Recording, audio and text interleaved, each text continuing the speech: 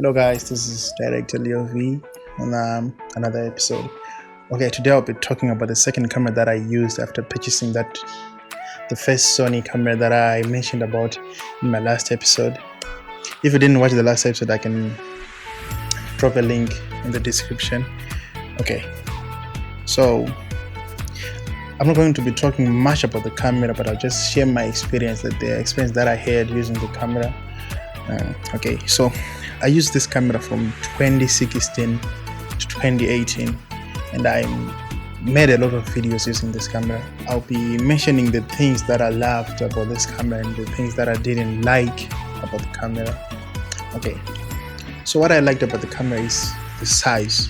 This is a very, very small camera.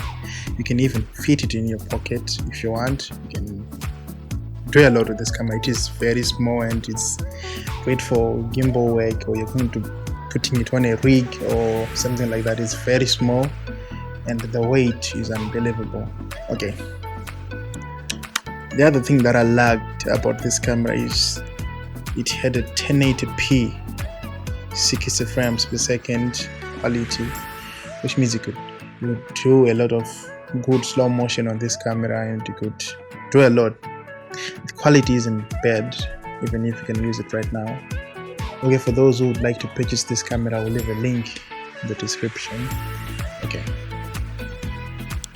what I also liked about this camera is the quality for pictures wasn't so bad. Also, you could do a lot of good quality pictures because this is a 24 megapixel camera, so there was a lot you could do with this little guy. And the other thing that I loved about this camera is I gained a lot of knowledge using this camera.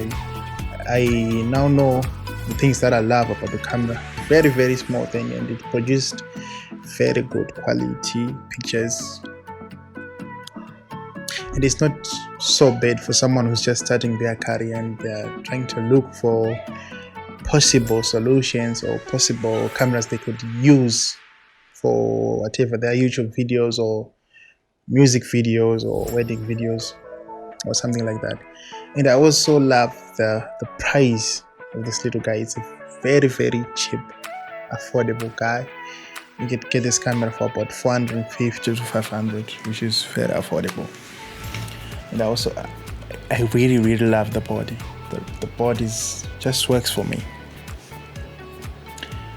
It's very, very small and it's portable, and it's not heavyweight on a stabilizer or a gimbal. It's just like the real deal. Okay, and I also like that the technology they did with this, the viewfinder. It's a very, very different viewfinder, and it was okay. I would really focus and do everything just fine with this viewfinder. And problems that I had with this camera, first problem that I had with this camera was the battery. The battery life was bad, so I had to look for another battery. So I noticed that I would use 2 batteries per shoot, and it was just hard for me. And the other thing, this was a very huge problem for me because I needed new lenses, because I just had one lens which was not really good. The lens availability in this region was not the best. There was close to 0 lenses in this region, and all my other friends were using Canon and Nikon cameras, so I couldn't rent or get another lens from anyone. And it took time for me to know that there were other options like lens adapters. So as soon as I realized I could get a lens adapter, the other problem now was getting it here, shipping it here. Amazon was not shipping to Zimbabwe yet, and it was a problem. So I was stuck with one lens.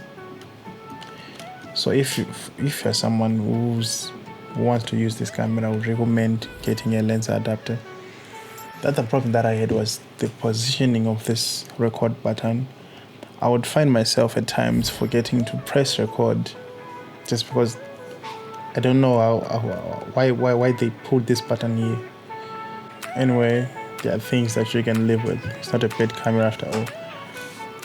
And the other thing was this tilt screen. Comparing to Canon cameras and Nikon cameras, they did a very good job with this screen.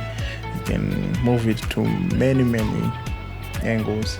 But this Sony, I don't know why they love doing this, but it's not the best. It's not the best LCD that I've used before. So this was a no for me. So overall, would I recommend this camera? Yes. For someone who's just starting, I can recommend this camera because it shoots 1080p HD and it has 60 frames per second, and it's a very lightweight camera. For someone who's just starting out, recommend this camera.